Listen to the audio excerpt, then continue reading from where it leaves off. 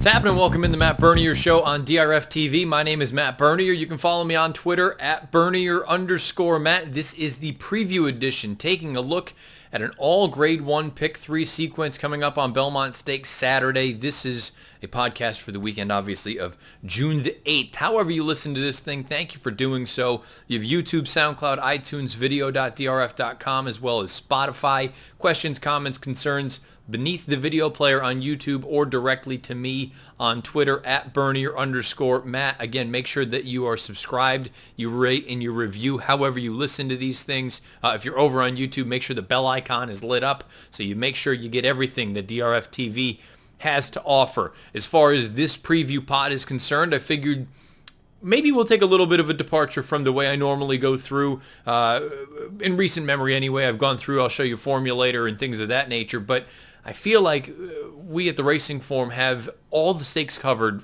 top to bottom, A to Z, 15 different ways, a number of different opinions. I'm not suggesting you shouldn't go and look, but with this piece here, you know, it's just an instance of, do I want to just keep regurgitating the same sort of thing? So I figured let's take a little bit of a detour, and let's use DRF Ticketmaker.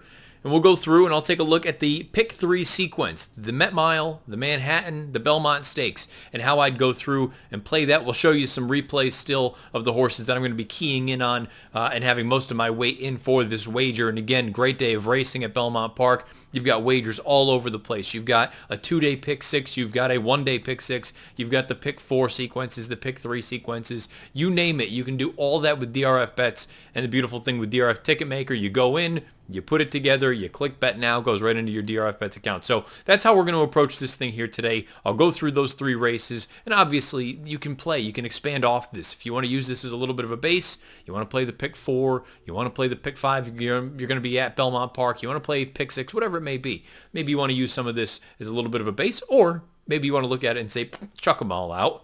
Don't want any of them. So we'll go through, take a look at that, show you some replays. Let's dive right into it. We'll kick things off with the Metropolitan Handicap. Here we go. The first leg of this all grade 1 pick 3 sequence is the Metropolitan Handicap, the Met Mile, one of my favorite races of the year. You can see this screen right here. This is the DRF Ticketmaker screen. You go through, you emphasize your opinions accordingly, and it spits out all the tickets that you would be able to play over here. Now for this exercise alone, I'm going to set the maximum of my budget at $50. Some of you, that's a lot of money. Some of you, that's hardly any money. It depends on how you want to look at it, and no judgment either way. If you play for $5, you play for $500. That's entirely up to you. Only play within your only play with what you're comfortable with. Don't put more out there than you can afford to lose or whatever the situation may be. I can't stress that enough. Don't overreach your bounds. So at any rate, $50 is going to be the max budget that I put in for this sequence. And as I said at the beginning, if you want to use this as nothing more than a building block, if you don't like any of these opinions, whatever the case may be, do with it what you will. But I figured this was a nice time to go through and kind of use this as a bit of an exercise to build through. So we're going to start off with the 9th race. You can see all the horses over here for those of you that are unfamiliar with Ticketmaker. They have them listed 1 through 9 in post position order, A's, B's, and C's. I'm going to go with a lone A in all 3 of these races because I think there's a scenario where if this ends up being some of the chalkier results, maybe you're going to need to really hammer it home. And I want to do that. I want to use that with the sort of all A plays and 1B and 2Bs and Cs and things of that nature. So in case it does end up being a little bit chalky, I'll have this wager multiple times over. So a lone A for me in the Met Mile is going to be the number 7 Firenze Fire. It's not that I don't like McKinsey or Matoli. Look, I said it when we went over the stakes preview, which you can find over on video.drf.com or the Racing Forms YouTube channel. I think you can seriously make a case for 7 of the 9 horses in here. But I do look at this and say you can't use them all, or I'm not going to use them all anyway, because I don't think anything crazy is going to happen in the following 2 races. But Firenze Fire to me is a lone A. I'm going to make McKinsey and Matoli Bs, and then a couple of Cs that I'll use. I toyed with the idea of making Prince Lucky a B, because I do think he's interesting at a price. And Cold Front, I'm going to use him as a C. Let's take a look at Firenze Fire's most recent run. This was at Belmont Park in the run happy. You see him. He broke on top, but I love that this is a horse that's very handy, and he'll do whatever Irad Ortiz Jr. wants him to do. Irad grabbed him right out of the gate after he broke on top. He relaxed kindly, angles him out. Now we're sitting this pocket trip right now. Keep in mind, this is at 6 furlongs. This is a distance, in my opinion, that, yes, Forense Fire is plenty capable at, but I think he is considerably better going longer. You're going to see this horse, when he is asked to go, and Arad's not going to really pump on him too badly. He's just going to give him a little bit of a tap, and he's going to explode. This horse is geared down for about the final eighth of a mile in a 6-furlong race, and say what you will about the field that he ran against. I think there's some decent horses in there. Recruiting Ready, Bon Raison is a decent runner. This, to me, visually fantastic. I think the stretch out in distance is only going to be to his advantage. You see the ears are pricked up at the end. I just thought that was I thought it was a world-class effort. Maybe not a world-class field, maybe not a world-class race that he was running in, but I thought that performance was world-class, and I think that could set him up for a big effort on Saturday in the Met Mile. He's going to be the lone A for me in this spot. The two Bs, McKenzie and Matoli. Of the two, I probably prefer McKenzie over Matoli, and it's not because I don't believe in Matoli, but McKenzie, I've always felt like these shorter distances perhaps a little bit better for him. And again, those C's, I'll use the Pletcher runners. I'll use Prince Lucky the 9 as well as the 1 Coal Front. Move on to the Manhattan.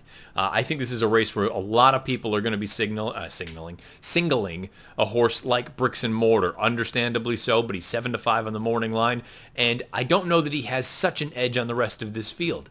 There's a horse in here that I've loved since he got here to the United States.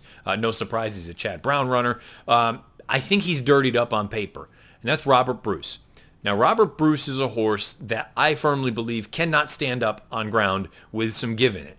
Now, there's been some rain in the Elmont area overnight Wednesday into Thursday. It seems like things are drying out. You should be good all afternoon on Thursday, overnight Thursday night, Friday, overnight Friday night, and Saturday. Doesn't look like there's any rain in the forecast. So this turf should be firm on Saturday, and I think Robert Bruce will get back to one of his best efforts, and I think his best is just as good as a horse like Bricks and Mortar. Now, obviously, can't show you a race like the Arlington Million for political reasons. I don't want to show you any of his 3 most recent runs where he just never really picked his feet up because that was over less than firm turf. And not only did he not run well, but he just his action. He looks very funny out there. You get him over firm turf. This was his stateside debut last year in the Fort Marcy. Take a look at these silks right here, yellow cap, blue sleeves. He's eventually going to come on through and finish like an absolute house of fire. I thought this was a tremendous starting off point. He came back. His second start in the United States was in the Manhattan last year. And I firmly believe had he not been bounced in and amongst horses and not had clean run, I think he would have had an opportunity to win that race. I like the way that he finishes here. This final eighth of a mile is sub 11 seconds. That is cooking with gas. I think this is going to be a return to one of his best races, and yes, I'm going to gamble on it. He's going to be a lone A for me. He's 6-1 on the morning line. I'm going to be curious to see how folks bet this race. We know that Bricks and Mortar is going to get bet, but to me, I think Olympico is interesting. He looks so good winning that Fort Marcy most recently over Robert Bruce. I don't know if it was the soft turf because he had run very well on that over in France when he was there. Maybe it was first-time Lasix. Maybe he just likes North American racing. Who knows? I'm going to use him as a backup. Bricks and Mortar, I don't need to explain why he makes sense. All of you listening to this already know. Outside of that, I'm sure you could sit there and say you're leaving off Channel Maker, you're leaving off the other Chad, Raging Bull, no curb on. Again, in an instance like this, you gotta use some and you gotta throw some. And for me, I really do like Robert Bruce and I really do like Bricks and Mortar. Outside of those two, that's when I start to need to make kind of cases for the other horses. So that's where I went here in this second leg of this Grade 1 All Stakes Pick 3. And we wrap things up with the big one, the Belmont Stakes. Now, you can see the only A I have is War of Will. He is my selection. And Tacitus is my only B. Could certainly make Tacitus an A if you really wanted to do that. I just want to look at it and say, I want to hopefully get to a situation where I'm alive to both of these horses, and I do prefer War of Will over Tacitus. Now, we'll go back to War of Will's Preakness. You see this is rounding the far turn as they're getting ready to turn for home. He's going to shoot up the inside. This is War of Will, and I can understand the folks that look at it and say it was an ideal dream trip. He's not going to get that again on Saturday. Well, I kind of disagree with that. I think he's going to basically work out a trip similar to what he's had in all of his races down in Louisiana, with the exception of the Louisiana Derby when he hurt himself. And the thing, too, to keep in mind about this race, this was a pretty hot pace. I can run this back just a little bit. Take a look. This is Everfast, who's closing up the inside. This is Owendale. Those two horses were coming from way out of it. Warriors Charge, the pace setter, did a good job to stick around, but the two horses that got closest to War of Will, they were coming from way out of it. I think War of Will did a lot more running in this race than people have given him credit for. To me, look, not breaking any news. I think it's a two-horse race. I've said it all along. I think War of Will and Tacitus, I think they just lay over this field. It feels like the Belmont from a few years ago between Tapwrit and Irish Warcry to me. Now, if you want to say that War of Will is going to play the role of Irish Warcry and perhaps the distance is going to get to him, and Tacitus is to a horse like Tapwrit, maybe the distance is going to be the thing, and this is what you're going to hope for anyway. A horse like Tacitus is battle proven. This is him winning the Wood Memorial. You see him. He's under a little bit of a ride now. And this horse, from all indications and accounts, it seems like he has matured since this race. So he took a big bounce early on in the race. Didn't bother him. He stayed on with it. Admittedly, didn't love the way that this race visually looks at the end. I feel like they're just kind of bobbing up and down a little bit. But I like that he just continues on with it, and it feels like he will run all day. And I can't stress enough, it seems like everyone says that he could not be training any better. The curious thing for me about Tacitus on Saturday, the pace is certainly going to be slower than what he has seen in his past handful of races, with the exception of the Wood. Well, I shouldn't say with the exception of the Wood. The Wood was a hot pace as well, but the Tampa Bay Derby had a hot pace, and the Kentucky Derby had a hot pace. This pace is not going to be nearly as fast. He has been a horse that has run predominantly from the back of the pack or mid-pack. He's going to need to lay closer to the pace. I think it's going to be imperative for Jose Ortiz. This is how I would draw it up. I don't know if that's what their intentions are. When War of Will goes up to sit there just off of a horse like Jovia or somebody else that wants to be forwardly placed, I think Tacitus should just follow him. Don't even get up on his flank. Just follow him. And then when War of Will goes, going into the far turn, that's when you go. And you just turn it into an all-out battle for the final, whether it's 3/8 of a mile, half mile, whatever it is. Whenever War of Will goes, you go. And you just hope that you're a better horse on that given day. I'm not arguing with anyone that picks Tacitus in the Belmont Stakes. I just am going to go with War of Will because I think he's going to have that tactical advantage. So as far as this ticket, this play is concerned, you can see, again, the $50 max budget. Do with it what you will, less, more, whatever. The base bet, I have $1. Apparently the track minimum is $1. Maybe it's 50 cents. I have no idea. It doesn't really make a difference to me right now. But you can see this is the structure of the ticket. An all-A play. It's just 3 singles, 7, 3, and 9. That would be a $7 pick 3. If that connected, I think it'd be a reasonable return anyway.